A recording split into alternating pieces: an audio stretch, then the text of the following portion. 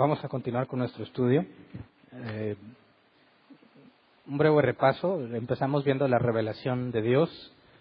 Vimos que se divide en dos categorías: la revelación natural o general y la revelación especial. Luego estudiamos a fondo la revelación especial y vimos los principales agentes que Dios usó, que fueron los profetas en el Antiguo Testamento, los apóstoles en el Nuevo Testamento. Y vimos que lo que se les dijo terminó escrito, ¿verdad? De manera que concluimos que la Escritura es la revelación especial que tenemos de parte de Dios. La diferencia entre revelación especial y general es que la especial contiene la información necesaria para la salvación y no fue revelada, ni será quizás revelada a todos los hombres. De hecho, si analizamos la historia, seguramente hay pueblos apartados que jamás escucharon el Evangelio. Así que la revelación especial es distinta de la general en el sentido de que no a todos los hombres se les revela. Luego analizamos en el último tema, dado que la Biblia es la revelación especial, analizamos qué autoridad tiene, y fue lo que analizamos la clase pasada. Concluimos que la autoridad máxima para nosotros en cuanto a la revelación especial es la Escritura. Todavía nos falta definir el canon bíblico y saber si la que tenemos es la verdadera o la que es. Pero antes de tocar el tema del canon bíblico, necesitamos definir lo que vamos a estudiar hoy, el tema de infalibilidad e inerrancia. Se desprende o es una consecuencia lógica por la propia definición de Dios. Si la revelación especial, vimos la clase pasada, es la máxima autoridad, contemplando o considerando dos puntos principales. Vamos a recordarlo en 2 de Timoteo, capítulo 3, versículos 16 y 17. 2 de Timoteo 3, 16 y 17 dice: toda la Escritura es inspirada por Dios y útil para enseñar, para redarguir, para corregir, para instruir en justicia, a fin de que el hombre de Dios sea perfecto, enteramente preparado para toda buena obra. Y vimos que la palabra que se traduce como inspirada, en el griego es lo opuesto, es exhalada, ¿verdad? Theopneustos, que se traduce como exhalada por Dios. Así que en el original no dice que la Biblia es inspirada en el sentido estricto de la palabra, como tomar aire, sino exhalada por Dios. Y cuando hablamos, exhalamos. De manera que cuando nos dice que es exhalada por Dios, nos está diciendo que es la palabra de Dios, es lo que Dios dijo. Y luego, dado que es lo que Dios dijo y tenemos a los agentes principales, profetas y apóstoles, repitiendo el mensaje o diciéndolo, ¿qué tan probable es que se haya repetido mal o que se haya escrito mal? Y para eso, la clase pasada vimos otro pasaje. 2 de Pedro, capítulo 1, versículo 20 al 21. 2 de Pedro 1, 20 al 21. Dice: ante todo, tengan muy presente que ninguna profecía de la Escritura surge de la interpretación particular de nadie, porque la profecía no ha tenido su origen en la voluntad humana, sino que los profetas hablaron de parte de Dios, impulsados por el Espíritu Santo. Y aquí la palabra impulsados es feró, que se traduce como llevar, cargar, transportar, conducir o guiar. Es decir, el Espíritu Santo condujo o llevó o cargó, podríamos decir controló el proceso por el cual los hombres lo dijeron o lo escribieron. Entonces tenemos dos cosas, que lo que tenemos en la revelación especial es algo que Dios dijo, es palabra de Dios, y que el proceso por el cual se repitió el mensaje, ya sea forma oral o escrita, fue controlado por el Espíritu Santo. Esto tiene una consecuencia muy importante que debemos considerar. Si regresamos a lo que vimos en 2 de Timoteo 3, el versículo 17, nos dice que la palabra es útil para enseñar, para redarguir, para corregir, para instruir en justicia, a fin de que el hombre de Dios sea perfecto, enteramente preparado para toda buena obra. Y recordamos que la palabra perfecto no habla de ausencia de error ni ausencia de pecado, sino de ser completo. El original habla de ser completo. Entonces, el apóstol Pablo en la carta a Timoteo dice que la Escritura es suficiente, ¿verdad? Allí está registrado todo lo que se necesita para que estemos completos. De manera que argumentando, como analizamos el tema pasado en el tema de la Reforma, y Martín Lutero hablando en la dieta de Worms, que lo explicamos la clase pasada, nuestros amigos católicos consideran que la Escritura más la tradición, más el magisterio tienen el mismo nivel en autoridad. Y lo que Martín Lutero defendió con actitud protestante es que es imposible que la tradición y el magisterio tengan el mismo nivel de autoridad que la Escritura. Y de hecho recordemos las palabras con las cuales se defendió Martín Lutero ante la asamblea. Dice: a menos que se me convenza por testimonio de la Escritura o por razones evidentes, puesto que no creo en el Papa ni en concilios solo, ya que está claro que se han equivocado con frecuencia y se han contradicho entre ellos mismos, estoy encadenado por los textos de la Escritura que he citado, y mi conciencia es cautiva de la palabra de Dios. No puedo ni quiero retractarme en nada, porque no es seguro ni honesto actuar contra la propia conciencia. Que Dios me ayude. Amén. Así que recordemos o notemos que en esta parte Lutero pone o desconfía de la tradición y del magisterio, de los concilios, lo que la Iglesia ya ha hecho, y lo de los papas, que es el magisterio, el papa y los obispos cercanos a él. Dice: no confío en ustedes, no creo que ustedes sean la máxima autoridad, porque se equivocan y se contradicen. Por consecuencia, si solo creen en la Escritura, ¿qué esperaríamos de la Escritura entonces? Que no se equivoca y no se contradice. De otra forma, la argumentación de Lutero no tendría ningún sentido, ¿verdad? De hecho, ninguno podría otorgarle autoridad máxima a la Escritura a menos que sea confiable. Así que vimos que en la defensa de Martín Lutero, cuando les dice que solo confía en la Escritura, tomamos la frase sola Escritura, ¿verdad? Pero si la Escritura sola, es decir, como único medio, como máxima autoridad, sin la tradición, sin el magisterio, si esta Escritura es confiable, el propio Lutero pone como base que la Escritura no se contradice y no se equivoca. Ahora, ¿tendría razón o no tendría razón? Si la Escritura no se contradice y no se equivoca, ¿por qué hay tantas denominaciones? Hablando del protestantismo. ¿Por qué cada quien ve una cosa en la Escritura, verdad? Si tú interpretas un pasaje y le dices a otro que tiene una postura distinta a la que tú tienes, te va a decir: bueno, esa es tu interpretación, la mía es distinta. Y algunos aseguran que todas las interpretaciones son correctas, pero no puede ser, porque si las interpretaciones se contradicen entre ellas mismas, es imposible que las dos sean correctas al mismo tiempo, ¿verdad? Por la ley de no contradicción que tenemos en la lógica. Ninguna cosa, A no puede ser A y no A al mismo tiempo, en el mismo sentido y en la misma dirección.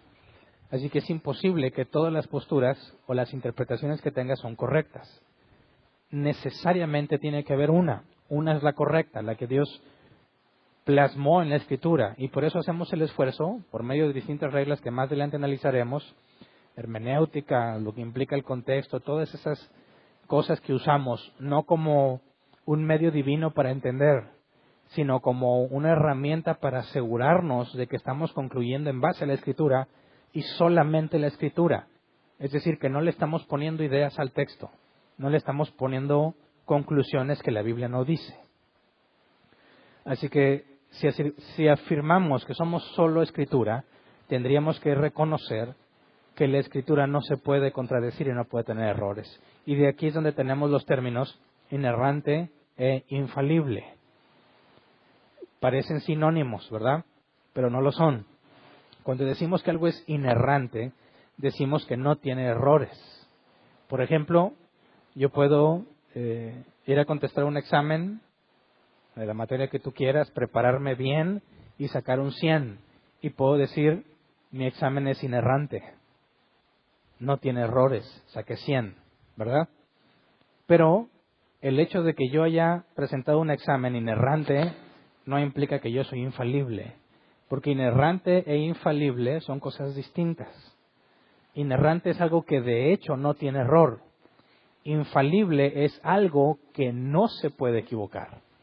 Es decir, inerrante te habla de algo de ya, actual, de hecho. Infalible te habla de capacidad o de potencial. Así, si yo hablo que algo es infalible, eso implica que nunca podría equivocarse. Si algo es inerrante, implica que no tiene errores. Así que si los pones o trataras de poner un nivel entre las dos palabras, ¿cuál tiene mayor peso? Infalibilidad. Porque puedo ser inerrante, pero falible, ¿verdad? Si yo como hombre falible, que me puedo equivocar, tengo el potencial y me voy a equivocar, es un hecho. Me preguntas qué hora es, te puedo decir con respecto a mi reloj, la hora exacta y voy a ser inerrante al momento en que te digo la hora que mi reloj demuestra. Pero en cualquier otra cosa puedo equivocarme, lo cual me hace falible. Entonces, al entender estas dos cosas, tendríamos que determinar si aplican a la Escritura o no. Ahora, nosotros afirmamos, no todo el cristianismo, lamentablemente, y vamos a analizar por qué considero, y muchos otros consideran a lo largo de la historia, que el asegurar que la Biblia no es infalible ni inerrante es un error. Pero nosotros aseguramos, al decir que somos bíblicos, tenemos que partir de la postura que la propia Escritura refleja, pero sin argumentar en círculos. Más adelante les explico cómo está eso. Por lo pronto, nosotros aseguramos que la Escritura es infalible. Por consecuencia, inerrante. ¿Me explico? Si es infalible, no se puede equivocar. Por eso no tiene errores. Es inerrante. Y esto es simple. Si demostramos, o si la Escritura es verdadera cuando dice que lo que está revelado viene de Dios, y sabemos que es imposible que Dios mienta, ¿verdad? Dios no se equivoca. Si la Escritura que tenemos es la de Dios, por consecuencia la Escritura tiene que ser, al igual que Dios, infalible e inerrante. Ahora, nosotros podemos afirmar la siguiente frase. La Biblia, más adelante les voy a dar demostración de esta frase, pero la Biblia es la única regla infalible de fe y práctica. La Biblia es la única regla infalible de fe y práctica. Cuando hablamos de fe y práctica, tiene que ver con lo que creemos, porque fuimos persuadidos, lo que es la fe, y la práctica, lo que hacemos. Así que cuando hablamos de que Dios reveló de forma especial cómo debemos de pensar, qué es lo que debemos entender y cómo debemos vivir, si eso es la palabra de Dios, la Biblia habla de la fe y de la práctica, lo que creemos y lo que hacemos. Por consecuencia, la Biblia es la única regla infalible, la única. Porque cuando estudiamos el tema de la revelación, vimos que la revelación general es para todos, pero la revelación especial es para unos cuantos, al criterio de Dios. Así que si la revelación especial está contenida en la Escritura, es el único medio que Dios ha dejado de su revelación especial. Por consecuencia, la Biblia es la única regla infalible para la vida cristiana. Ahora hay cristianos que no afirman esto. Hay cristianos que dicen algo muy parecido, pero no es lo mismo. Dicen que la Biblia es infalible solo cuando habla de fe y práctica. Y te fijas, son prácticamente las mismas palabras, pero las frases son muy distintas una de la otra. Si nosotros decimos que la Biblia es la única regla infalible para la vida cristiana, y alguien dice, la Biblia es infalible solo cuando habla de la vida cristiana, tenemos conceptos totalmente distintos. ¿Estamos de acuerdo? Ahora, si lo que ellos dicen es cierto, es más, el ateo no le otorga infalibilidad a nada, ¿verdad? Ni siquiera a lo referente a la vida cristiana. Pero partiendo de la postura cristiana que asegura que solamente en cuestión de fe y práctica la Biblia es infalible, eso implicaría que cuando la Biblia registra historia, puede tener errores. Cuando la Biblia registra fenómenos naturales, puede tener errores. Cuando la Biblia registra cultura, en el contexto histórico en el que se presenta, puede tener errores. Entonces, solo ciertas partes de la Escritura serían confiables y las otras no, ¿verdad? Sin embargo, todo el que afirme sola Escritura tiene que decir que no hay error en ninguna de sus partes, ¿verdad? Sería inconsistente decir que solo nos basamos en la Escritura y le decimos, bueno, y tiene errores. Entonces, ¿por qué te basas solo en la Escritura si tiene errores? ¿Cómo puedes confiar que lo que la Escritura es verdad, lo que dice es verdad, si tiene errores? Entonces, para nosotros como cristianos, tendríamos que tomar un parámetro para definir si la postura que tenemos de la inerrancia y la infalibilidad es correcta o no. Y me parece que como cristianos el único estándar que debiéramos de tomar es Jesús mismo. ¿Cuál es la postura de Jesús en cuanto a la Escritura? ¿En algún momento Jesús puso en duda la Escritura? ¿Jesús afirmó la infalibilidad y la inerrancia de la Escritura? Para empezar, esas palabras no las vas a encontrar, ¿verdad? Es como el ateo cuando dice que la Biblia no menciona a los dinosaurios y que por eso no es confiable, porque no aparece la palabra dinosaurio. Pero bueno, si no me equivoco, la palabra dinosaurio es máximo de 1800 para acá, ¿verdad? Es imposible que esa palabra la encontraras en los manuscritos bíblicos. No existía esa palabra. Tenemos referencias de animales con características muy similares a las que podríamos determinar de un dinosaurio. Leviatán o Behemoth. La palabra dinosaurio no va a estar. Otros argumentan igual, la Trinidad no es bíblica porque no está en la Escritura. De la misma manera, la palabra Trinidad no va a estar en los manuscritos originales porque no existía. Pero tenemos evidencia suficiente para entender cómo el Padre, el Hijo y el Espíritu comparten atributos. Y si los tres son omnipresentes, es imposible hablar de tres dioses omnipresentes. Solo puede haber un ser omnipresente. Porque si tienes más de uno, ninguno de los dos es omnipresente, ¿verdad? Lo he explicado varias veces. Si tienes un ser omnipresente y tienes otro omnipresente, tiene que haber el momento en que se traslapan uno con otro, ¿verdad? Dices, no, son diferentes, entonces ya no son omnipresentes porque este no puede estar en este y este en este. Entonces, solo puede haber un ser omnipresente y si la Escritura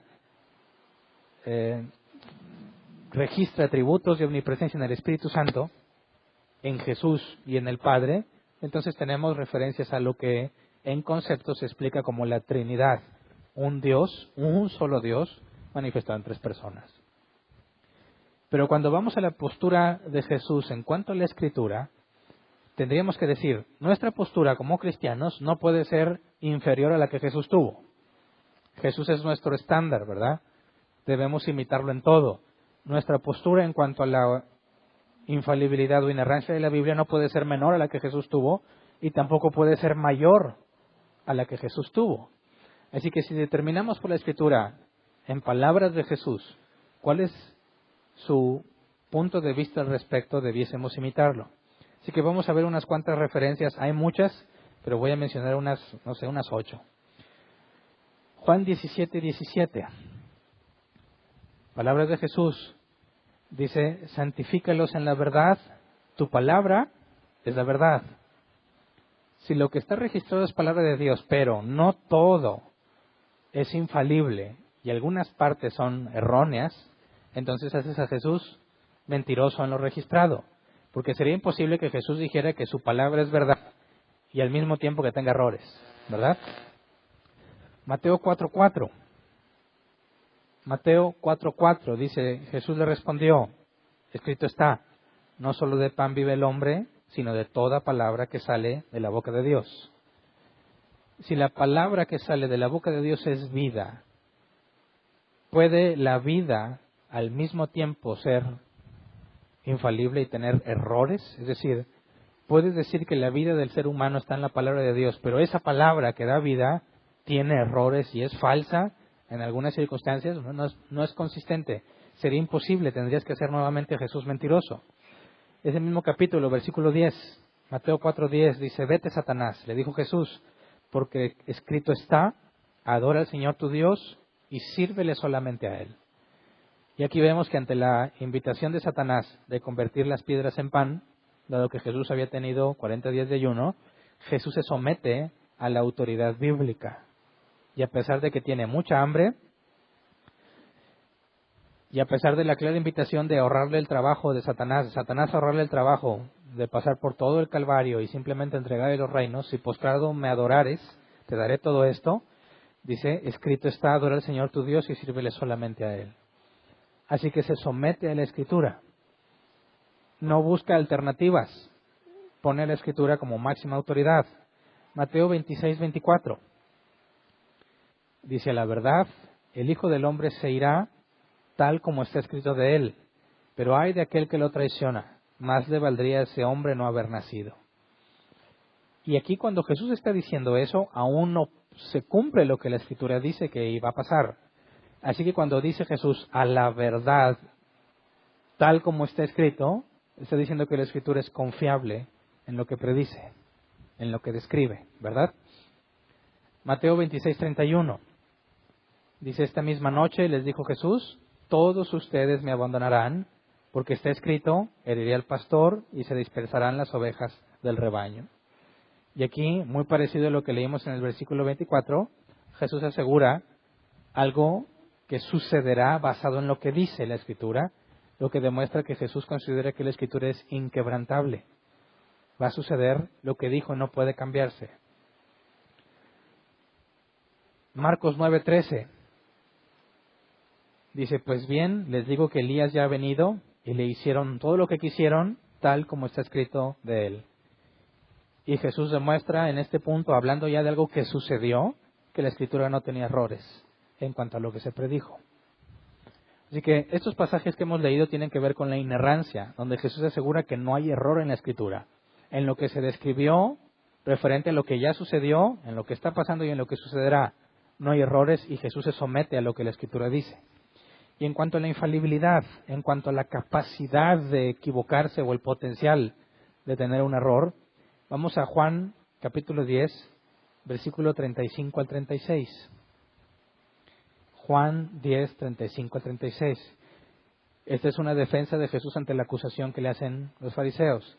Si Dios llamó dioses a aquellos para quienes vino la palabra y la Escritura no puede ser quebrantada, ¿por qué acusan de blasfemia a quien el Padre apartó para sí y envió al mundo, tan solo porque dijo yo soy el Hijo de Dios?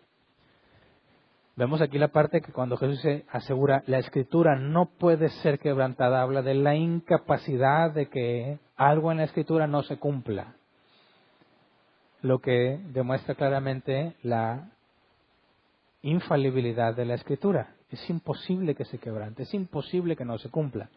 Mateo 5:18 dice, les aseguro que mientras existan el cielo y la tierra, ni una letra ni una tilde de la ley desaparecerán hasta que todo se haya cumplido. Y otra vez, una referencia clara a la infalibilidad. Se va a un grado muy estricto, ni una tilde, ni una letra. Nada dejará de cumplirse. Así que, bíblicamente, me parece que cuando aseguramos que la Biblia es la única regla infalible para la vida cristiana, lo hacemos desde la misma postura que Jesús tenía, ¿verdad? Ni inferior ni superior, la misma postura que Él tiene. Así que cuando alguien asegura que la Biblia tiene errores, implica gravemente una mentira en la parte de Jesús.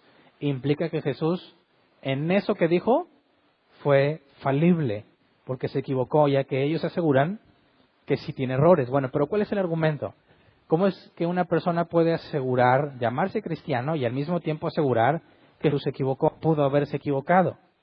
Bueno, sabemos que por el concepto de Trinidad y sobre todo lo expresado en el capítulo de los Hebreos y todo el Nuevo Testamento, Jesús tenía dos naturalezas, la naturaleza humana y la naturaleza divina. Y sabemos que en su naturaleza humana Jesús no tenía los atributos divinos. No puede ser omnisciente en su naturaleza humana. Y si Jesús en sus días terrenales estuvo en su naturaleza humana, no era omnisciente. Por consecuencia, dicen ellos, Jesús pudo haberse equivocado en cuestiones que aún no habían sido descubiertas. Por ejemplo, en cuestiones científicas. ¿Verdad? Estamos de acuerdo en que Jesús no era omnisciente. No lo sabía todo en su naturaleza humana, ¿verdad? ¿Qué tal si Él dijo algo que la ciencia después descubrió que no es cierto? Y bueno, pues era en su naturaleza humana y como no era omnisciente era imposible que supiera que aún no se había descubierto que lo que dijo está mal. No sé si soy yo o es allá arriba. Pero bueno, ¿qué opinas? En su naturaleza humana limitada, ¿pudo equivocarse Jesús, sí o no? Suena lógico, ¿no? Dices, pues a lo mejor. Pero eso genera un problema. Todo lo que nos dijo fue en su naturaleza humana en los evangelios. ¿Cómo vas a determinar qué es verdadero y qué es falso? Tendrías que poner en duda todo lo que Jesús dijo, ¿verdad? Pero sobre todo, ¿cómo nos defendemos de ese argumento? Si nosotros aseguramos que toda la Escritura es infalible, tenemos un problema cuando se nos confronta el argumento de la naturaleza humana de Cristo. ¿Y cómo te defenderías? ¿Qué criterio usarías? Ahora, de entrada, te adelanto, ¿verdad? No estaría hablando yo de la infalibilidad y la inerrancia si no hubiera una respuesta para esto. Pero muchos problemas dentro del cristianismo se basan en este tipo de argumentación. Toman una parte de la Biblia y la analizan a profundidad, llegan a consecuencias lógicas, pero el problema es que sus argumentos no son sanos porque hay información que falta considerar en sus argumentos. Cuando estás hablando con alguien y quieres demostrar que está equivocado en lo que asegura, tienes dos opciones. Uno es demostrar que no sabe y la otra es demostrar que lo que él sabe es incorrecto. Si demuestras que no sabe, que está hablando de cosas que no entiende, pues no hay por qué confiar en lo que dice. Pero si sabe lo que dice, bueno, y le demuestras que lo que sabe está mal, entonces no es verdadero lo que asegura. Así que, ¿qué le falta a ese argumento? Algunos de ustedes ya deberían tener la información suficiente para decir es que le falta considerar algo. Es cierto que Jesús en su vida terrenal no era omnisciente, ¿verdad? Ni todopoderoso, ni omnipresente. Así que, ¿cómo sabemos que no se equivocó? Bueno, vamos a las propias palabras de Jesús. Juan capítulo 14, versículo 10. Juan 14, 10. Dice, ¿acaso no crees que yo estoy en el Padre y que el Padre está en mí? Las palabras que yo les comunico no las hablo como cosa mía, sino que es el Padre que está en mí el que realiza sus obras. Y luego vamos al versículo 23 y 24 en ese mismo capítulo. Le contestó Jesús, el que me ama obedecerá mi palabra y mi Padre lo amará y haremos nuestra vivienda en él. El que no me ama no obedece mis palabras, pero estas palabras que ustedes oyen no son mías, sino del Padre que me envió. Así que, fíjate bien, es cierto que Jesús no era omnisciente y que existe la posibilidad de que se le hayan escapado cosas que no sabía.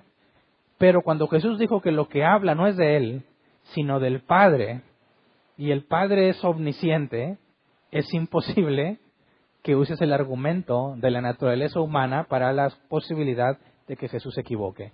Si Jesús hubiese hablado por cuenta propia, es posible que se haya equivocado, pero cuando Jesús dice que lo que él dijo no es de él, sino del Padre, y el Padre es omnisciente, es imposible que lo que haya dicho haya escapado a la omnisciencia de Dios. Y notemos que dice que el que lo recibe, o el que lo ama, el Padre y él harán morada en él. Pero la Biblia dice que ¿quién es el que mora en nosotros? El Espíritu Santo. ¿Cómo es posible que el Padre y él moren en aquel que solo tiene el Espíritu Santo? Pues ese es precisamente el concepto de la Trinidad. Si tienes al Padre, tienes al Hijo y al Espíritu. Tienes al Espíritu, tienes al Hijo y al Padre, porque son uno solo. ¿Verdad? Ahora, de entrada, las palabras de Jesús parten de la omnisciencia del Padre, ¿verdad? Pero tenemos otro argumento. Si nos preguntamos, Jesús fue un maestro, ¿verdad? Jesús dijo, yo soy el camino, la verdad y la vida. Un maestro que asegura ser la verdad y hablar de parte de Dios, pudiese que al equivocarse le sea considerado pecado. Recordemos la definición de la palabra pecado, tanto en hebreo como en griego, errar al blanco, ¿verdad?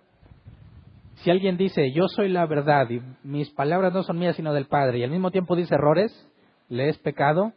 Claro, es un falso profeta. ¿Cierto? Es más, imagínate que no viene de Dios, es un maestro que viene a enseñar la verdad solamente, pero también enseñó error. ¿Es pecado? Claro que es pecado. Así que vamos a otras palabras de Jesús, Juan 8:46. Dice, ¿quién de ustedes me puede probar que soy culpable de pecado? Si digo la verdad, ¿por qué no me creen? Y esto tendríamos que decírselo a aquellos cristianos que no creen en la infalibilidad de la Escritura de forma total. Bueno, si Jesús se equivocó, pecó, ¿verdad?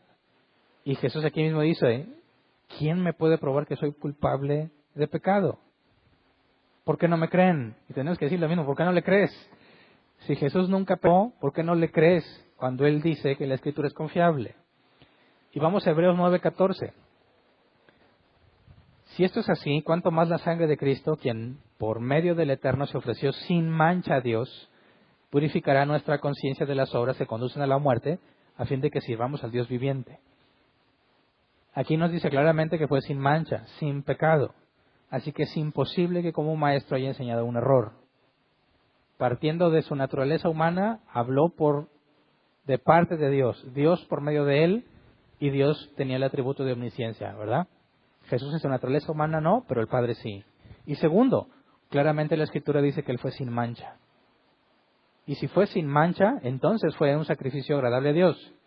Si tú como cristiano aseguras que Jesús se equivocó, haces inválido el sacrificio. Por consecuencia, vana es nuestra esperanza. Jesús no pudo cumplir con la tarea si realmente Jesús se equivocó a la hora que enseñó algo. Entonces, tenemos las palabras de Jesús en este aspecto, donde nos aseguran que la frase, la Biblia es la única regla infalible para la vida cristiana, es correcta desde la postura de Cristo. Y si nosotros tenemos la misma postura que Él, es un error creer lo contrario y poner en duda las palabras de Jesús, en quien se supone confías para salvación, pero si lo pones en duda, lo haces pecador. Y si lo haces pecador, no tienes salvación, porque no pudo cumplir con la tarea del Padre. Así que sería contradictorio y autorrefutante que digas que eres cristiano, pero no consideres que la Escritura sea infalible. No tendrías esperanza de ser salvado, no tendrías ninguna razón para creerlo. Ahora, ¿de qué otra forma podrías confiar en la Escritura? Notemos y recordemos que desde el principio he dicho que la Escritura en ningún momento te pide que tengas fe ciega. Siempre te llama a analizar. Y lo mencioné en clases pasadas. Compara con otros libros de cualquier o de las principales religiones, por así decirlo. Pongamos, por ejemplo, el libro del Mormón, que también asegura ser inspirado por Dios, ¿verdad? De entrada tienes un conflicto entre la Biblia y el libro del Mormón. Porque el libro del Mormón asegura que esa revelación la tiene por medio de un ángel y que esa revelación tiene más peso que la Escritura. Pero el mensaje del ángel no es el mismo que el mensaje de la Biblia. Ellos aseguran que un día te vas a convertir, si tienes todas las obras que se requieren y fuiste lo suficientemente bueno, un día te vas a convertir en un Jesús y vas a ir a morir por un mundo que se te entregue. Y si tú cumples con tu misión como Jesús la cumplió, te vas a convertir en un Jehová, uno de un número infinito de Jehovás que hay. Eso en ninguna forma coincide con lo que la Escritura enseña. Y sobre todo, la Biblia asegura que si un ángel del cielo te trae un evangelio distinto, sea anatema. Y eso condena gravemente el propio libro del Mormón, que supuestamente es revelado por un ángel, pero que contradice o tiene un evangelio diferente al de la Biblia. Número 2, dado que el libro del Mormón registra sucesos históricos de cómo el evangelio llegó al continente americano, no hay nada en la evidencia arqueológica que pruebe algo que el libro del Mormón diga. De hecho, los hallazgos arqueológicos contradicen lo que el libro del Mormón afirma. Así que, por evidencia, no hay forma de creer que es infalible, porque están demostrados sus errores. ¿Qué me dices del Corán? ¿Alguien ha leído algo del Corán? ¿No porque es del diablo? Okay. Ellos aseguran que tienen el mismo Dios que nosotros, ¿verdad? Alá. Pero la revelación la tuvieron por medio de Mahoma. Nosotros leímos en la Escritura que la revelación de Dios se manifestó en muchas ocasiones de distintas formas por medio de los profetas y ahora en este tiempo por medio de Cristo. Bueno, ellos aseguran que es Mahoma, no Cristo, la figura importante. Y en el Corán se asegura que Cristo no murió en la cruz, sino que fue una ilusión, que realmente no fue crucificado, sino que parecía que había sido crucificado. Ahora hay evidencia histórica fuera de la Biblia que asegura que Jesús fue crucificado. De manera que la evidencia textual que tenemos, extrabíblica, histórica, por historiadores que no eran discípulos de Cristo, contradice claramente lo que dice el Corán. Y contradice la Escritura. si el Dios que ellos tienen es el mismo que nosotros, y el mismo Dios dijo las dos cosas, porque también el Corán dice que creamos en el libro que se escribió, el propio Corán afirma la veracidad del Nuevo Testamento. Y el Nuevo Testamento asegura que Jesús fue crucificado. Si Jesús no fue crucificado, hace el sacrificio expiatorio inválido. No se efectuó, ¿verdad? Entonces el Corán asegura que el Nuevo Testamento es verdadero, que la Biblia es verdadera, y al mismo tiempo la contradice, no puede venir del mismo Dios, ¿verdad? Y si la evidencia histórica contradice lo que el Corán asegura, tenemos evidencia en su contra, prueba de que no es infalible. Sin embargo, en la Escritura no ha habido evidencia arqueológica en todos los siglos que tiene que demuestre que es incorrecta. Entonces, el llamado no es simplemente a creerlo, sino a constatarlo e investigarlo. Léelo, ponlo a prueba. Obviamente hay cosas históricas que no vas a poder poner a prueba, pero podemos buscar, claro está, que jamás podamos tener una certeza absoluta en cuanto a lo que está escrito en la Escritura, porque ninguno de nosotros estuvo allá, ¿verdad?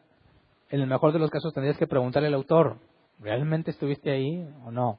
Más adelante vamos a ver algunos pasos para confiar en el testimonio de alguien que actualmente se utilizan incluso en los juzgados, aplicados a la Biblia y ver si lo que el testimonio que tenemos en cuanto a los evangelios es confiable o no y por qué.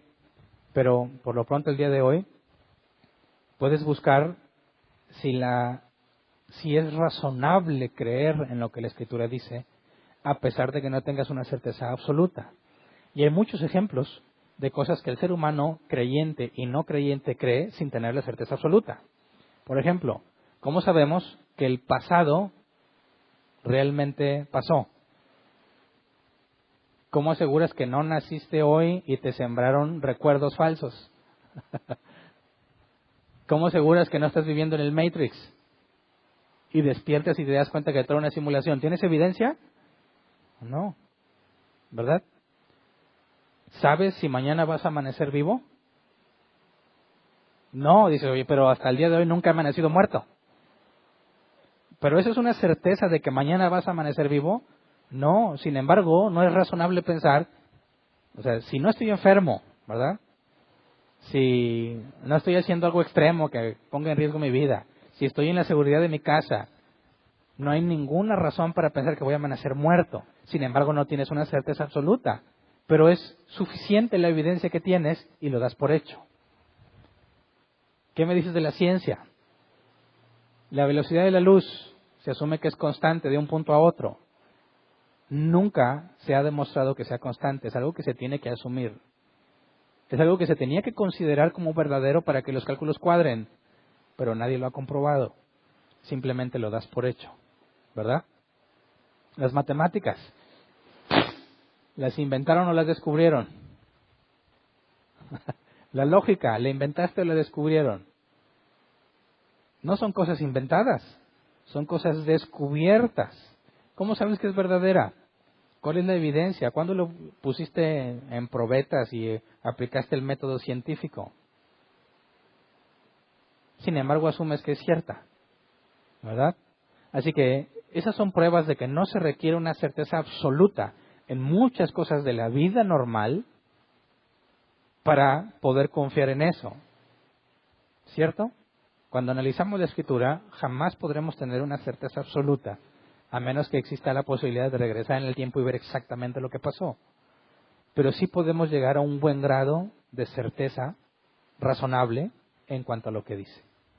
Más adelante estaremos estudiando por qué es razonable pensar que lo que está descrito en los Evangelios en cuanto a la persona de Cristo es verdadero. ¿Qué referencias tenemos históricas, extrabíblicas, para poder decir es confiable? No hay razón para pensar que todo esto es un invento, pero lo veremos más adelante. Por lo pronto, podemos asegurar que cuando hablamos de que la Escritura es infalible y decimos que creemos que es infalible porque la Biblia dice que es infalible, eso sería un razonamiento circular, ¿verdad? Si decimos, creo que nuestros amigos ateos razonan así, dicen, creer que la Biblia es verdad porque la Biblia dice es como creer que un cómic del Hombre Araña es verdad porque el cómic lo dice, ¿verdad? Si en un capítulo del cómic del Hombre Araña, el Hombre Araña dice, yo existo y soy real, y tú dices, yo por eso creo que el Hombre Araña es real, ¿cuál es tu evidencia? Pues en el cómic dice. ¿Es válido tu razonamiento? ¿Es una prueba válida? No. ¿No estamos haciendo lo mismo? Yo creo que la Biblia es infalible porque la Biblia dice que Jesús dijo que es confiable. ¿No es el mismo razonamiento circular? ¿Sí o no? Dice, oye, como que sí, ¿no? No puedo confiar que la Biblia es verdad porque la Biblia dice que es verdad. Por eso hablaba de que la Escritura en ningún momento te pide fe ciega. Tenemos que pensar, número uno, tenemos certeza de que Jesús caminó entre nosotros. Digo, hasta los más ateos que estudian los textos bíblicos aseguran que hay evidencia suficiente para decir con certeza que Jesús estuvo entre nosotros. Fue real. Todo ateo que te encuentres que dicen que es puro cuento Jesús no está bien informado de lo que los propios ateos aseguran. La vida de Cristo está firmemente atestiguada históricamente. Es reconocido como un hombre que fue un maestro y hacedor de milagros. Eso no hay duda. También está claro y demostrado históricamente que los cristianos fueron llamados así a causa de Cristo, Jesús, y que los cristianos aseguran que resucitó y que el cuerpo nunca fue encontrado. Así que si tú tienes esos elementos demostrados y analizas la enseñanza de Cristo, prácticamente ningún ateo, obviamente descarto a los cristianos, ¿verdad? Porque creen en la persona de Cristo, pero prácticamente ningún ateo que investiga estos textos desde un punto de vista crítico a un nivel profesional asegura que lo que se dice acerca de Jesús en cuanto a su vida y su enseñanza sea falso. ¿Por qué? Porque está atestiguado en otras fuentes. Así que si tenemos certeza de la Escritura en cuanto a mínimo lo que Jesús dijo e hizo, no hay razón para desconfiar de lo que se dice acerca de Jesús. Si quieres, desconfía de todo lo demás del Nuevo Testamento. Pero si es confiable lo que Jesús dijo, y tenemos fuentes externas que aseguran que Jesús fue considerado un maestro respetable, y además que fue judío. ¿Cuál era la postura de un judío en cuanto a la Escritura en ese momento del tiempo? De que era infalible, la Escritura de Dios era infalible. Siendo Jesús una verdadera persona histórica y judía, no tiene por qué tener una postura distinta, ¿verdad? Así que, además, históricamente la Iglesia desde sus principios ha considerado la Escritura infalible partiendo de la enseñanza de Cristo. Nuestro argumento no solamente se basa en lo que la Biblia dice, sino en cómo lo que la Biblia dice está atestiguado por fuentes externas.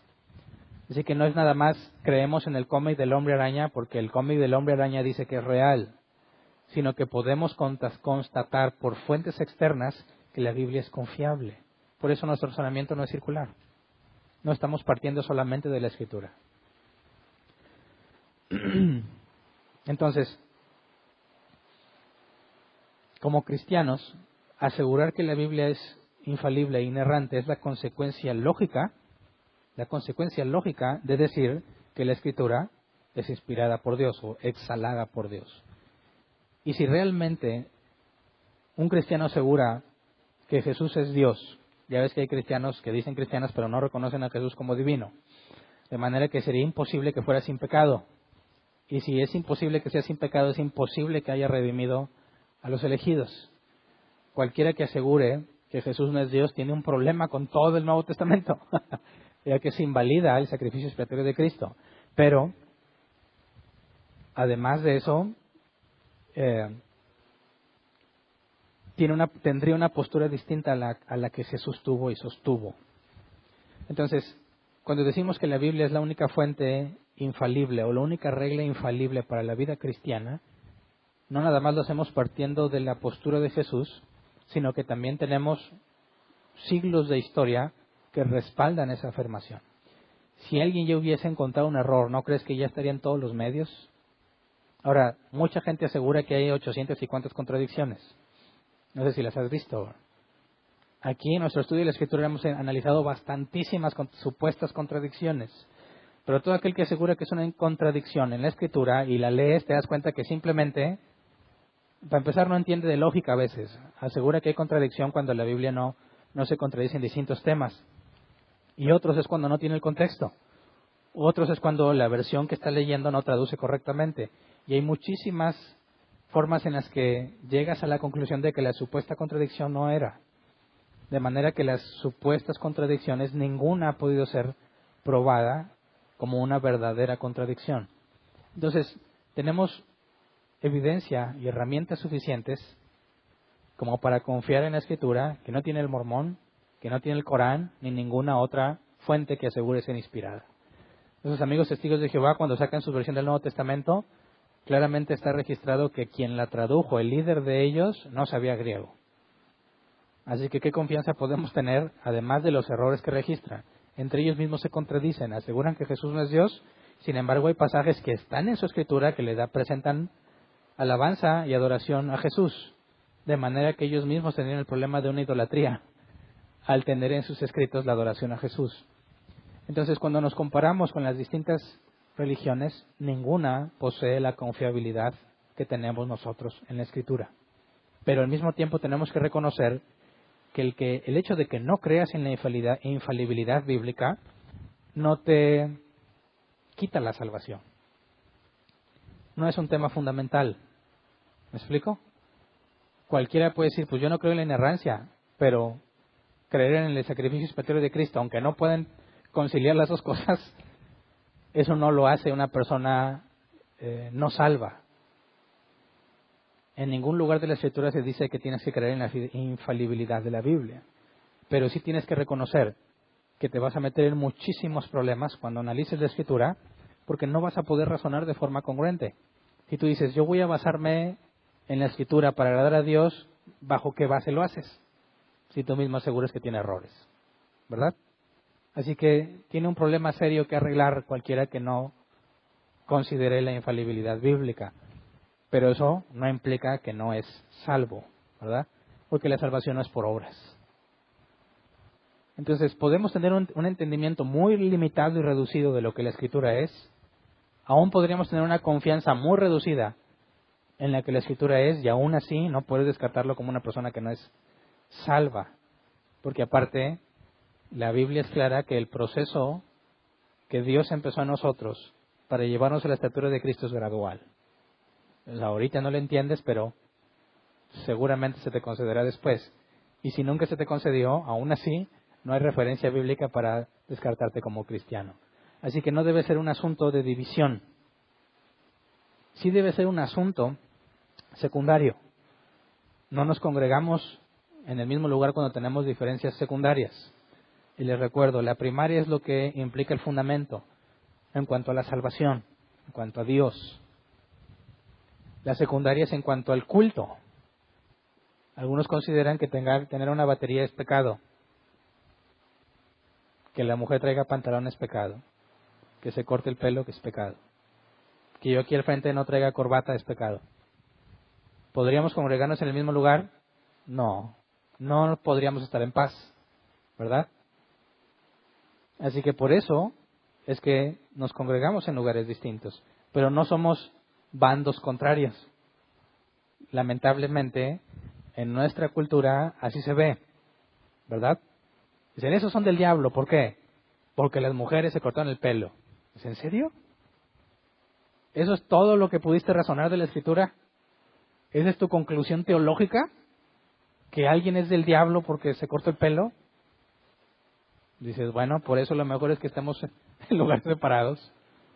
Para no serle tropezador a esta persona, no ofenderla, como Pablo dijo, que mi libertad no sea tropezadero para el débil en la fe. Somos congregaciones locales distintas, pero no enemigos. Estamos en el mismo campo, estamos del mismo lado y debiésemos respetarnos. Y las diferencias terciarias no impiden que nos congreguemos en el mismo lugar.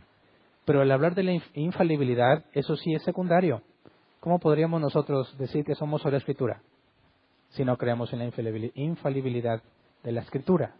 No podríamos estar haciendo las cosas juntos. Necesariamente tendríamos que separarnos. Así que me parece que la forma congruente en la que un cristiano afirma ser protestante, ¿verdad?, se apega a las solas de Lutero. La única forma de permanecer consistente es decir que la Biblia es infalible, como lo atestigua la Escritura, ¿verdad? Así que esto, aunque simplemente puede quedarse así en un concepto meramente intelectual, pone una enorme responsabilidad sobre nosotros. Porque si realmente la Escritura es infalible y es palabra de Dios, ¿por qué no la obedeces? ¿Verdad? ¿Por qué no haces lo que la Biblia dice? Es como la muchacha cristiana que dice, me voy a casar. Muy bien, ¿y quién es tu futuro esposo? Ah, pues fulano. ¿Y qué onda con él? ¿Dónde se congrega? No se congrega. ¿No se congrega? Le queda muy lejos de la iglesia. No, ni siquiera es cristiano. Ah, ni siquiera es cristiano. ¿Qué tiene? Yo lo voy a convertir. Es un buen muchacho. Bueno. ¿La Escritura es palabra de Dios? ¿Sí? ¿Por qué dice no os unáis en yugo desigual? Sabemos que dentro de la voluntad divina y el mandato está en la preceptiva, ¿verdad? La mejor oferta de Dios es que no lo hagas, como el no matarás, como el no robarás. Es la mejor oferta. Tú decides si la aceptas, pero ¿no te parece contradictorio que se diga cristiana y desobedezca descaradamente un mandato claro y simple? Claro que hay distintos niveles de pecado, ¿verdad? Si la Biblia dará a cada uno conforme a sus obras, sabemos que no todo pecado es igual. La Biblia dice que hay pecado de muerte y pecado que no es de muerte. ¿Qué tan grave sería que digas, confíes en Jesús, en su palabra, y al mismo tiempo tomes una decisión que afecta el resto de tu vida y de tus futuros hijos si los tienes, simplemente porque no tomas en cuenta la Escritura? Ahora, eso es un aspecto que puede ser muy cotidiano en nuestros días, ¿verdad? Pero aplica en todo lo que dice y todos tenemos cola que nos pisen. Por eso al que más se le da, dice la Escritura, más se le demanda. Entonces, más que tratar de acomodarnos el cuello y decir, no sé cómo esa bola de ignorantes no creen en la infalibilidad, más bien pasa saliva y analiza qué tan consistente eres con tu creencia de la infalibilidad de la Escritura. Y eso debe llevarnos a todos a la humildad. ¿Estamos de acuerdo? Todos debiésemos ser humildes y tolerantes, porque mientras más conoces de la revelación especial, más consciente eres de lo gran pecador que eres. Por eso el que se ve a sí mismo y dice, yo cuido y sostengo mi salvación, lo único que refleja es que no se conoce a sí mismo. ¿Verdad? Mientras más revelación tienes de parte de Dios en cuanto a su pureza, su perfección, su santidad, más fácil debe ser identificar lo terriblemente errado que eres. Así que cuando hablamos de cristianos del lado fariseo, que se ensalzan y se sienten fuertes, ¿qué es lo que están demostrando? Que perdieron el rumbo de lo que la Escritura dice por medio de acciones que no vienen en la Escritura, que les hace sentir justos. Muchas veces me han preguntado, Hernán, ¿cómo sé si soy salvo? Y dice, mira, si no sabes tú, menos yo. ¿Verdad? Pero ¿cómo puedes saberlo? ¿Qué dice la Escritura? ¿Confías en lo que dice la Escritura? ¿Amas a Dios? Sí. Es como si alguien dijera, maestro bueno, ¿qué he de hacer para heredar la vida eterna? Conoces los mandamientos, ¿no? No hagas eso. Todo lo he hecho desde mi juventud. Algunos piensan que así se determina si eres cristiano o no. Poniendo el ejemplo del rico, el joven rico. ¿Qué haces? ¿Qué has hecho? Todo lo hago, entonces eres cristiano. No. Si tú profundizas en la revelación de parte de Dios, claramente va a relucir lo incapaz que eres. Así que la verdadera señal de un auténtico cristiano es el conocimiento de su propia naturaleza pecaminosa, no la ausencia del conocimiento de su naturaleza pecaminosa. Es decir, mientras más conoces de Dios, no significa necesariamente que vas a pecar menos, ¿verdad? Muchos quieren hacerlo así. A ver, ya no peco tanto como antes, entonces soy salvo. Fariseísmo en su máxima expresión. El razonamiento está equivocado.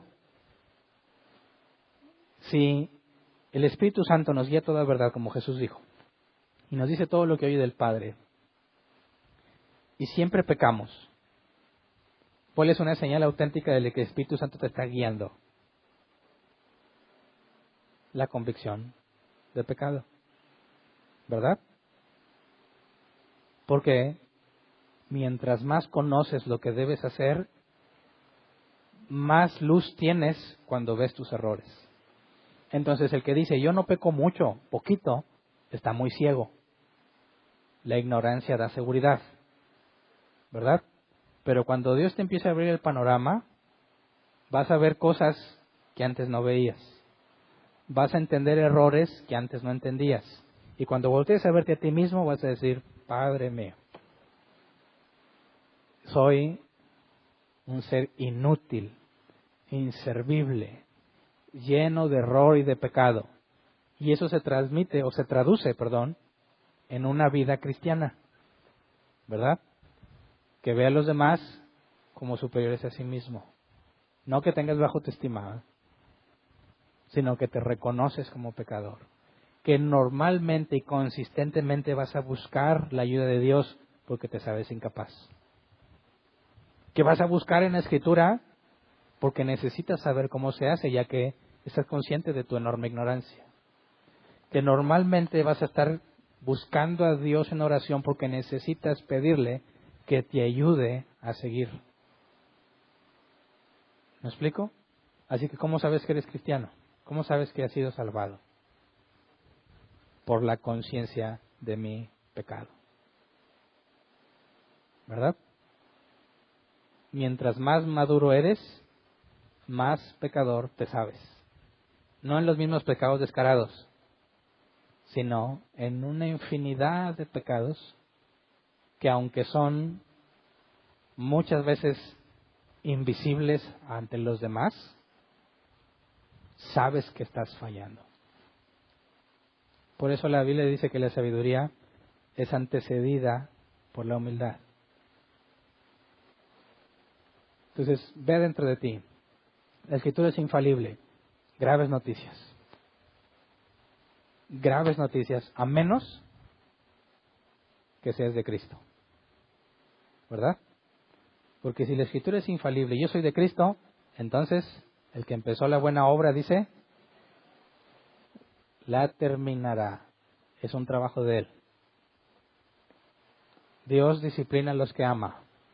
Si soy de Él y estoy mal y me rebelo, me va a disciplinar. Entonces pongo mi confianza en Él a pesar de mí, no en mí por lo que hago. Por eso Jesús dijo que cuando entraron dos a orar, ¿qué era el fariseo? Gracias, Señor, porque no soy como estos. Gracias porque yo voy a árbol plantado. Porque consulto el original. Leo 3 versiones. Mientras hay un publicano diciendo, sé propicio a mí que soy pecador, humillado. ¿A quién aceptó Dios? Al que está humillado, porque Él es el que demuestra que ha conocido la luz que alumbra a todos los hombres. Esa es la evidencia. ¿Me explico? Entonces, cuando estamos analizando los fundamentos, por favor, no trates simplemente de acumular conocimiento para luego jactarte de lo que sabes, porque entonces de nada te sirvió, te fue tropezadero. No se trata de acumular conocimiento. El conocimiento es importante porque en la Biblia se nos especifica qué y cómo. Y cuando tienes el qué, ahora te enfocas en el cómo. Cuando no tienes el qué, pues nomás no sabes qué hacer. Ya andas inventando cosas, voy a pactar con Dios. Y están inventando una bola de cosas sin sentido porque no conocen la Escritura. Te pierdes completamente. Pero cuando el conocimiento de lo que la Escritura dice llega a tu mente, ahora es llevarlo a la práctica. Somos privilegiados, ¿verdad? Dios te tiene aquí, sano, fuerte, consciente, con paz. Estudiamos y nos congregamos, ¿ok? En otras partes del mundo no tienen nada de eso. ¿Y qué haces con lo que sabes? ¿Es infalible la Escritura? Sí. Bueno, ahí dice que al siervo infiel se le pondrá fuera, donde será el lloro y crujir de dientes. Así que tenemos buenas noticias y malas noticias. De ti depende ahorita qué haces con la información que tienes. Pero asegurémonos que lo que estamos estudiando y lo que estamos aprendiendo no es para que se lo restregues a alguien que no sabe. No es para que presumas en las redes sociales de lo mucho que sabes. Es, número uno, para que tú tengas una base sólida de por qué crees y puedas cumplir lo que dice 1 Pedro 3:15, presentar defensa cuando nos demanden razón de nuestra esperanza. Damos respuesta de forma amena y de buen gusto, dijo el apóstol Pablo, esperando el momento oportuno. Cuando nos preguntan, les respondemos por si acaso Dios le concede arrepentirse y que escape de la trampa en la que el diablo lo tiene cautivo, sujeto y sumiso a su voluntad. Así que no nos desviamos de lo que estamos estudiando. Me he ido muy técnico en muchas cosas y siempre lo había evitado, pero son cosas muy importantes que tenemos que saber. De aquí vamos a estudiar el canon bíblico, por qué tenemos los 66 libros que tenemos, y luego vamos a empezar a analizar ahora sí qué dice la Biblia en cuanto a la vida, en cuanto a la creación y muchas cosas que necesitamos tener bien fundamentadas para que no seamos desviados por muchísimas doctrinas que andan en la actualidad, que realmente no son doctrinas nuevas, que son muy viejas, pero que no las conocíamos. Entonces vamos a ponernos de pie, vamos a orar. La Escritura infalible dice que si pedimos conforme a la voluntad de Dios, nos será hecho. ¿Y cuál es su voluntad? Jesús dijo que te conozcan a ti. Así que si le pedimos, Señor, muéstrate a nosotros, podemos tener la confianza que nos será hecho. Pero quiero que lo hagas consciente de que mientras más se te da, más se te demanda. Como ¿quieres pedirle más? O ya no, o mejor no. Así estoy bien, Señor. Vamos a pedirle más, ¿verdad? Señor, gracias por tus bondades y por tus misericordias. Señor, gracias porque nos has tolerado y has tenido mucha paciencia para con nosotros. Gracias porque tu ira no nos ha consumido. Gracias porque has extendido tu misericordia. Sabemos que no es por nuestros méritos, sino por los de Cristo. Gracias a Dios por medio de Jesús. Gracias, Señor, porque tuviste a bien llamarnos. Gracias porque sabemos que no lo merecemos, ni lo merecíamos, ni lo mereceremos. Gracias porque la salvación es solo por fe en tu Hijo Jesucristo. Gracias porque nos concediste la fe salvadora. Gracias porque nos haces perseverar. Gracias porque nos transformaste, nos diste una vida nueva. Las cosas viejas pasaron, todas fueron hechas nuevas. Señor, renueva nuestro entendimiento como lo empezaste hace, según cada uno de nuestra situación, años o días, cuando nos trajiste a los pies de Cristo. No dejes, Señor, bajo ninguna circunstancia, que nuestra apatía o nuestro desinterés o nuestra flojera, nuestra negligencia, nos aparte del camino correcto, Señor. Disciplínanos cuando sea necesario. Sabemos que estamos seguros en tus manos, porque la voluntad del Padre es que de los que le dio a Jesús no pierda ninguno. Señor, como ovejas tuyas, como hijos tuyos, queremos pedirte que se nos conceda como a hijos la disciplina necesaria, el crecimiento necesario, la comida espiritual necesaria para que podamos crecer, que nos podamos parecer cada vez más a Jesús. Concédenos la madurez necesaria para avanzar, que entre nosotros, Señor, no haya gente desnutrida espiritualmente hablando, que todos puedan beneficiarse del abundante banquete que nos das cada vez que nos reunimos a buscar en tu palabra. Gracias porque tú has sido fiel aun cuando nosotros hemos sido infieles. Gracias porque cuando nos presentó la oportunidad de pecar o de permanecer fieles y decidimos deliberadamente pecar, tú permaneciste fiel. Gracias, Señor, porque si no fuese por ti, no estaríamos aquí. Gracias, porque si no nos hicieses perseverar, andaríamos perdidos en el mundo. Por eso, Señor, con cada cosa que nos enseñas y nos haces entender, te pedimos, conforme a tu voluntad, que nos des la humildad necesaria para recibir el conocimiento y el entendimiento que nos has dado. Que ninguno de nosotros se exalte a sí mismo, sino que por el contrario, tenga muy presente de parte tuya la clase de personas viles, despreciables y pecadores que somos, vasos de barro, simplemente con un gran tesoro adentro. Señor, para que la gloria siempre sea tuya, para que las alabanzas sean siempre para ti, para que solo tu nombre sea exaltado. Gracias de antemano, Señor, porque sabemos que hemos pedido conforme a tu voluntad.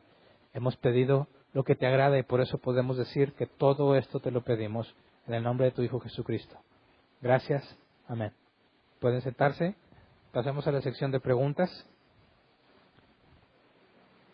Si tienes una pregunta, levanta tu mano, te llevan el micrófono. Si es la primera vez que vienes, no importa, puedes preguntar, no se requiere antigüedad. Y no te lleves ninguna duda, haré mi mejor esfuerzo por contestarla. No nos enojamos porque preguntes. ¿Ahí hay una pregunta?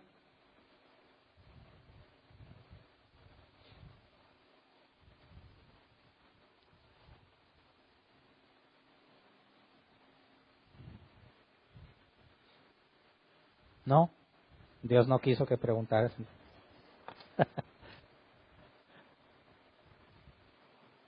Que no tenía pilas el micro, bueno, ya le van a traer otro. Sí. Ándale, ahora sí.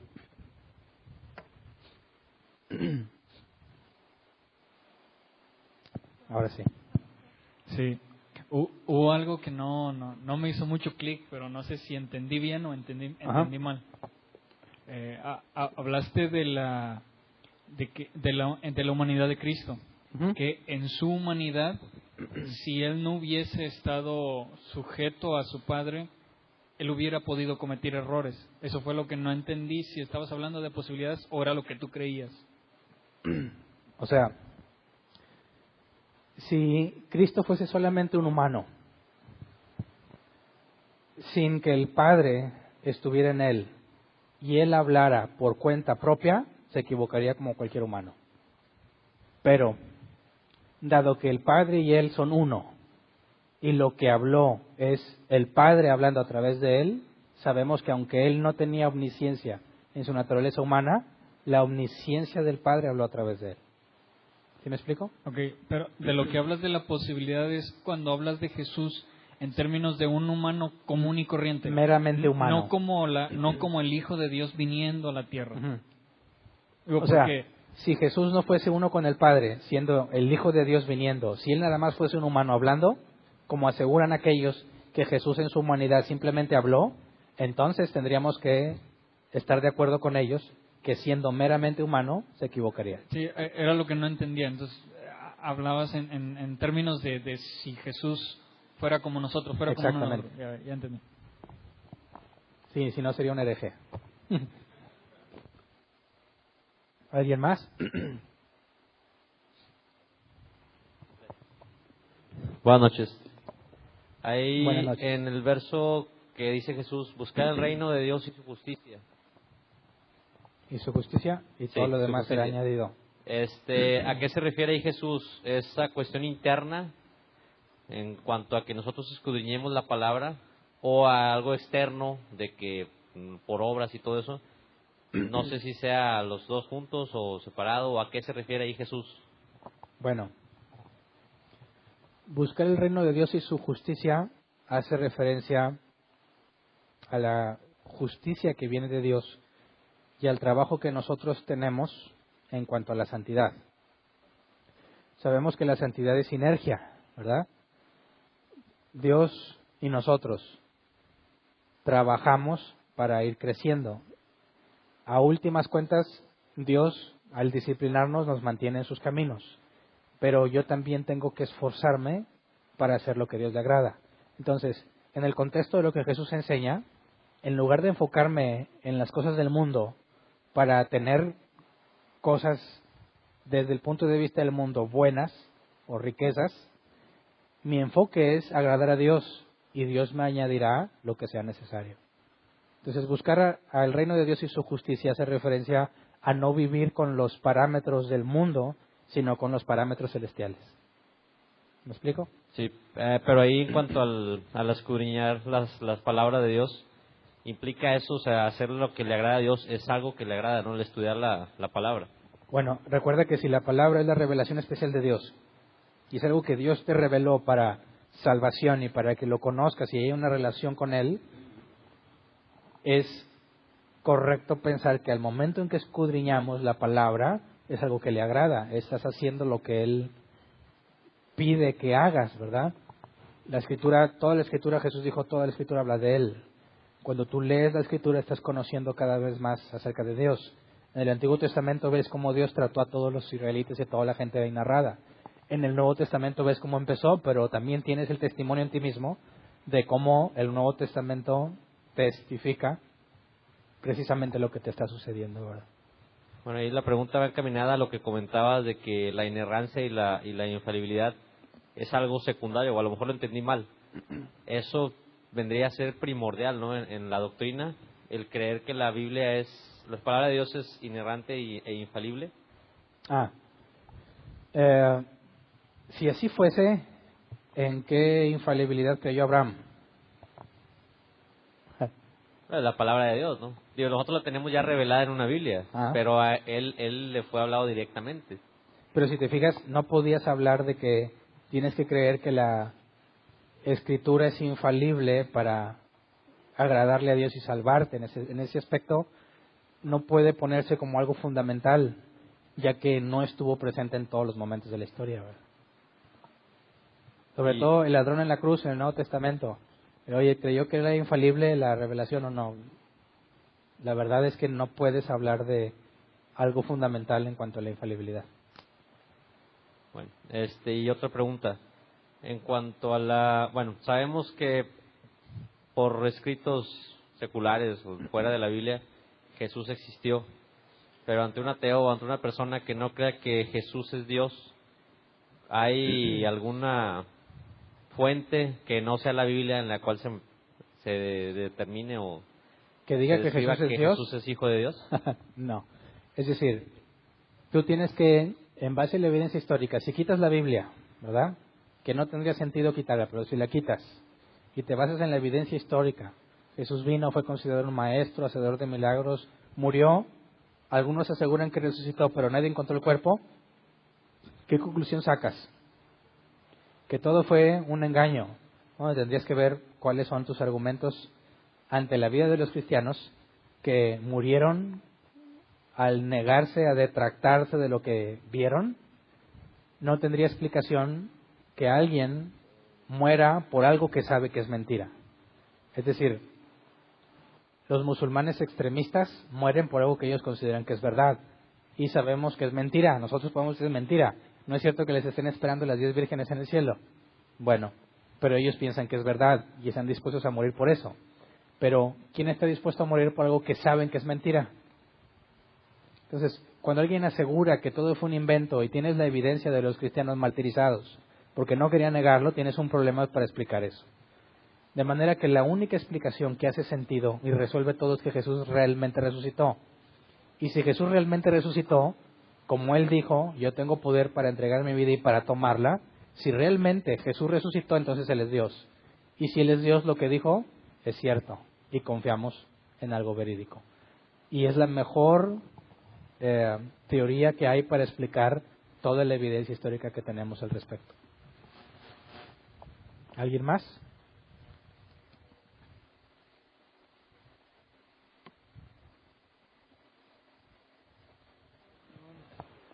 Buenas noches. Buenas noches. Quiero nada más tocar el punto de la fe ciega. Estaba buscando Hebreos 11:1. Nos dice, es pues la fe y la certeza de lo que se espera, la convicción de lo que no se ve. Ajá. Estamos esperando en algo que no vemos, ¿verdad? Después nos confirma también en Pablo en los Corintios 5:7, porque por fe andamos, no por vista. Uh-huh. Hasta ahí estamos siendo de cierta manera ciegos, ¿no? A las cosas. Ah, ok, ya te entendí. Y hay otro punto que quiero que me aclares para ver si estoy en lo mismo. Y en la parte de Romanos 8,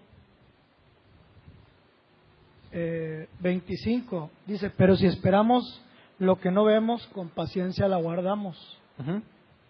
Y de igual manera el Espíritu nos ayuda en nuestra debilidad. Pues qué hemos de pedir como conviene, no lo sabemos. Pero el Espíritu mismo intercede por nosotros con gemidos indecibles. Sí. Bueno, primero tendría que preguntarte cómo defines fe en esos pasajes. ¿Qué es fe? Lo que nos está comentando aquí es que es lo que esperamos en la palabra. Lo que esperamos. O sea, si dices, es pues la fe la certeza de lo que se espera, ¿es pues lo que esperamos la certeza de lo que esperamos? De lo que no vemos. Ok, la fe es lo que no vemos, la esperanza de lo que no vemos. Si traducimos, si quitamos la palabra fe y ponemos esa definición, no tiene sentido la explicación, ¿no? Es pues la fe la certeza de lo que se espera, la convicción de lo que no se ve. Si quitas fe y pones, es pues la esperanza de lo que no vemos, la certeza de lo que se espera y la convicción de lo que no se ve, no puedes definir fe de esa forma, porque esa es la explicación de lo que es la fe. Cuando vemos fe, ahí la palabra griega es pisteuo, pistis, viene de pistis, que se traduce como ser persuadido. Y ser persuadido no es creer. Creer es parte de ser persuadido, pero ser persuadido no es creer. Para persuadir a alguien, tienes que haberlo convencido de algo que él no estaba convencido. Persuadir es convencer a alguien de hacer algo distinto a lo que él había decidido hacer. Así que cuando habla de qué es pues la fe, nos está diciendo es pues el hecho de haber sido persuadido por Dios. Para persuadir a alguien se requieren argumentos y evidencia. Checa cualquier diccionario de la Real Academia Española de español y te vas a dar cuenta que persuadir requiere argumentos y evidencia. Cuando tú ves la palabra fe en todo el Nuevo Testamento, siempre proviene de ser persuadido, de pistis. Entonces, ahí está la definición. El ser persuadido por Dios es una certeza, es una convicción, aunque aún no veo lo que me ha prometido. Porque no podría decir yo que yo creo ciegamente que soy salvo si no tengo la evidencia en mi interior de que lo soy. Así que los textos que tú mencionas hacen más referencia a la perseverancia, de creer que voy a alcanzar algo que no puedo ver que lo tenga, pero ya fui persuadido, de manera que Dios es confiable. Tenemos el caso de Abraham, que demuestra mi punto. Dios le dijo que lo enriquecería, que engrandería su nombre y que tendría mucha descendencia, ¿verdad? Lo enriqueció, le dio cierta fama y no tenía hijos. Dios le recuerda, te voy a engrandecer y todo, y Abraham dice, pues, no veo claro en mis palabras, ¿verdad? Sí, ya me enriquecí y todo, pero lo que tengo se lo va a quedar mi siervo Eleazar, no me acuerdo cómo se llamaba. Dijo, no, sal y mira las estrellas, así va a ser tu descendencia. Y luego le dice, ve y prepara una ternera y no me acuerdo que unas palomas y que lo espere. Abraham llega, parte la res, no me acuerdo qué hizo con las palomas. Nadie le dijo que hiciera eso, ¿verdad? No está escrito ahí, Abraham lo hizo. Empezó a oscurecer, Abraham se quedó dormido de estar espantando a los buitres y cuando despierta ve una antorcha que se paseaba en medio del animal partido a la mitad. Y en el contexto histórico, eso es lo que se hacía en un juramento. Si tú vas al libro de Jueces, Dios les dice a alguien que había hecho un pacto, aquellos que habían pasado entre las partes del animal, en el contexto histórico, quien pasaba en medio de las partes está diciendo que así se me haga si no cumplo lo que prometí. De manera que vimos en Hebreos que Dios confirmó su promesa con un juramento, y fue ese momento. Le dio la evidencia a Abraham de que Dios jura en el ritual que ellos sabían en aquel entonces, que Dios jura por sí mismo que así lo haría, para que crea. Cuando Dios envió a Moisés y le dijo, ¿qué pasa si no me creen? Le dijo, tu vara se va a convertir en serpiente, la mano se te va a hacer leprosa, si sacas agua del río Nilo y la viertes se va a hacer sangre. ¿Te das cuenta? Que no es una fe ciega, sino que te dan los argumentos o las evidencias para que veas que es verdadero. Y ahora que sabes que Dios es confiable, entonces no tienes por qué dudar de lo que dijo que va a pasar.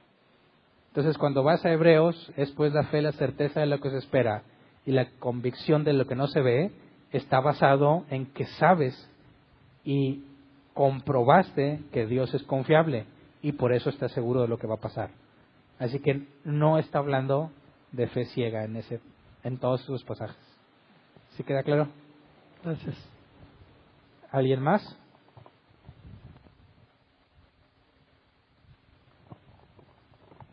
Gracias. Buenas noches, hermanos. Buenas noches. Pastor, hablando en el contexto actual, según entendí que pudiera haber personas que se dicen o piensan o creen que son cristianos. Yo sí creo en la infalibilidad y por lo tanto en la inerrancia de la Escritura. Pero según entendí que lo comentaste, que pudiera haber personas que se dicen o piensan o creen que son cristianos, pero no están de acuerdo con la infalibilidad y la inerrancia de la Biblia. Estas personas, pastor, así lo mencionaste tú, como que se van a meter en algunos problemas, por así decirlo. Mi punto de vista es que pues el Espíritu Santo que te concede el nuevo nacimiento, como que estas personas están poniendo en entredicho, por así decirlo, la veracidad del mismo Espíritu que les concedió el nuevo nacimiento al decir, bueno, pues sí creo, pero no creo que seas veraz, o no creo que ese Dios que me concedió sea perfecto. Si las Escrituras hablan de Cristo, sí es así, pastor. Por eso dices que se complican más las cosas cuando una persona que dice ser cristiana se atreve, por así decirlo, a no creer en que es infalible y es inerrante. ¿Así es más o menos, pastor? Sí, o sea, dado que la santidad es gradual y que ese conocimiento acerca de Dios y su Escritura va a ser gradual también, que es parte de la santidad, no puedes argumentar que porque alguien ahorita dice que no cree algo o que no entiende algo, significa que no es salvo. Nadie sabe qué tantos días le quedan, solo Dios, ¿verdad? Pero tiene todos esos días para que Dios le revele. ¿Me explico? Es como muchos cristianos aseguran, cuando tratas temas doctrinales, dicen, a mí no me interesa la doctrina, yo solo quiero a Cristo. Bueno, pues qué contradicción, ¿verdad? Porque lo que Cristo trajo fue doctrina, una enseñanza. Y aquel que dice que no le interesa la doctrina, bueno, entonces, ¿qué haces con toda la Biblia? Que es una recopilación de la doctrina de Jesús, específicamente en el Nuevo Testamento. Entonces, si te fijas, es extraño que alguien se diga cristiano y asegure ese tipo de cosas, pero eso no le quita que haya sido elegido por Dios y que esté en un proceso gradual de entendimiento y de santidad. Si recién convertido te hiciéramos un test de teología, ¿cómo te iría? No, pues todo tronado, entonces no eres salvo. Eso no tiene nada que ver. ¿Me explico? Tengo que ir avanzando poco a poco en el conocimiento de Dios de forma gradual, y como ninguno de nosotros es tan sabio para ver cómo va a terminar sus días, ninguno puede descartar a otro por temas secundarios como ese en el asunto doctrinal. Gracias, pastor. Respecto al punto de la argumentación circular que le mencionas, que lo estaba pensando cuando lo estás haciendo, de que, pues sí, si la misma Biblia dice que es infalible, pues estás usando la misma Biblia. Entendí, pastor, que entonces, por así decirlo, nuestro principal argumento, podríamos decir que no viene de la Biblia, sino que a veces los cristianos podríamos cometer ese, por así llamarlo, error de aislar este libro, y es que es un libro celestial y habla de, por así decirlo, de cosas espirituales. No, o sea, todo lo que está aquí registrado se puede comprobar con hechos reales, con hechos históricos, que es lo que nos explicaste, ¿verdad? Entonces no cometer ese descuido de considerarlo como un texto aislado, sino que la misma historia nos da testimonio de que son hechos reales y que se han cumplido. Eso fue lo que nos... Sí, o sea, el punto es entender que la diferencia entre el cómic del Hombre Araña y la Biblia es radical, ¿verdad? No estamos creyendo en la Biblia como si fuese un libro más como el cómic. Y por eso argumento con todas las referencias aún extrabíblicas que nos dicen que es confiable lo que la Biblia dice. De manera que ahí su argumento ya no es válido, porque no nada más estás basándote en la Escritura, sino que estás probando la confiabilidad de la Escritura como un registro histórico de algo que sucedió, no como un personaje ficticio como el Hombre Araña. Respecto a la inerrancia, pastor,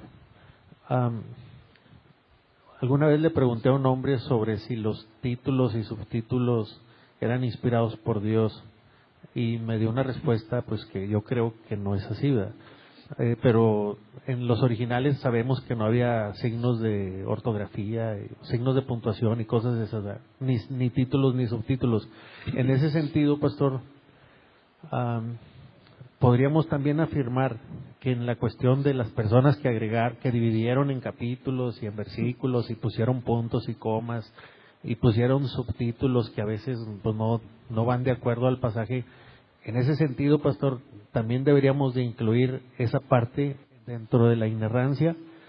Y ligado a esta misma pregunta, pastor, o bueno, no, mejor primero respóndeme por favor esta. Bueno,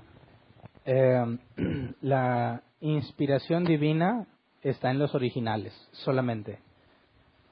Cualquier traducción es confiable mientras se apegue a lo que el original dice. Cuando hablamos del canon y todo eso, tendríamos que determinar cómo sabemos si se apegan o no al original y ese tipo de cosas, que todavía no tocamos el día de hoy. Pero es imposible asegurar que Dios inspiró, incluso cómo están organizados los capítulos, los versículos, lo que viene en cada párrafo, como algunas versiones cambia, ¿verdad? Hasta tiene todo un comentario. Eso nada que ver con la palabra de Dios. Esas son meras herramientas para que profundices en la Escritura, pero no tiene nada que ver con la inspiración divina. Y en ese sentido, pastor, sí podríamos, por así decirlo, conceder de que en esas cosas que acabamos de mencionar, como intervino el hombre, por así decirlo, pudiera haber errores. Claro. No en lo que bien dijiste al en principio. la traducción, en la separación, en referencias, en todo eso va a tener errores. Ok. Y la última, pastor, también refiriéndonos a los errores. Estoy de acuerdo, lo repito, en que es infalible y es inerrante, pero precisamente las mismas diferencias que sabemos que existen entre todas las diferentes corrientes que hay del cristianismo, incluso en la misma escritura, ¿verdad? Nuestro Señor Jesús le dijo: ustedes yerran ignorando las escrituras y el poder de Dios. Uh-huh. Eran hombres que creían que seguían la ley. El ejemplo que mencionaste del fariseo, pues él creía que estaba haciendo lo que la escritura decía. Uh-huh. Yo lo veo así, pastor. Es inerrante, pero sí hay errores de interpretación y esas dependen de nosotros como humanos. Entonces, sí. Veo que eres un hombre que no trata de quedar bien con todos, pero que haya muchas interpretaciones, pastor. O sea, siempre tratas de decir la verdad, a eso me refiero. Pero el que haya diferentes interpretaciones, tendríamos que decir, pastor, que hay en la mayoría de los casos errores de interpretación, no que la escritura tenga error, sino que se pueden presentar errores porque algunos hombres la han interpretado de una manera y otros la han interpretado de otra manera. En ese sentido, sí podríamos decir que hay errores de interpretación por el factor humano. Claro, nosotros somos falibles y la conclusión a la que lleguemos no hay ningún problema en decir que está errada. Por eso, cuando hablamos de las distintas interpretaciones, yo dije no pueden ser todas ciertas. Tienes que aplicar criterios en cuanto a la consistencia del texto, es decir, si lo que concluyes contradice algo que la Escritura dice, tu conclusión no puede ser correcta. Si mi interpretación lleva a conflicto otras partes de la Escritura, mi interpretación no puede ser correcta. Cuando vemos una supuesta contradicción y nosotros tratamos de resolverla, lo que hacemos es armonizarla con toda la Escritura. ¿Me explico? Entonces, el hecho de que haya distintas interpretaciones no es un problema bíblico, es un problema humano, que nosotros necesitamos o tenemos que esforzarnos para apegarnos a la Escritura, interpretar de acuerdo a la Escritura y buscar la consistencia que tienen los 66 libros. Por eso es que podemos detectar cuando una interpretación es incorrecta, cuando te lleva a una contradicción en otros temas, cuando no se apega al contexto, cuando no armoniza con todo el resto de las Escrituras, cuando incluso históricamente el contexto histórico de cuando se dijo no lo estás aplicando a la hora que lo interpretas. Hay muchas herramientas para determinar por la propia palabra que una interpretación está equivocada, pero sí todos debemos reconocer que hay interpretaciones que no necesariamente son contradictorias y ambas pueden ser válidas o posibles, factibles, y hasta que se cumpla el fin de todas las cosas podremos saber si tenía razón o no. Gracias. ¿Alguien más? Nadie más. Muy bien.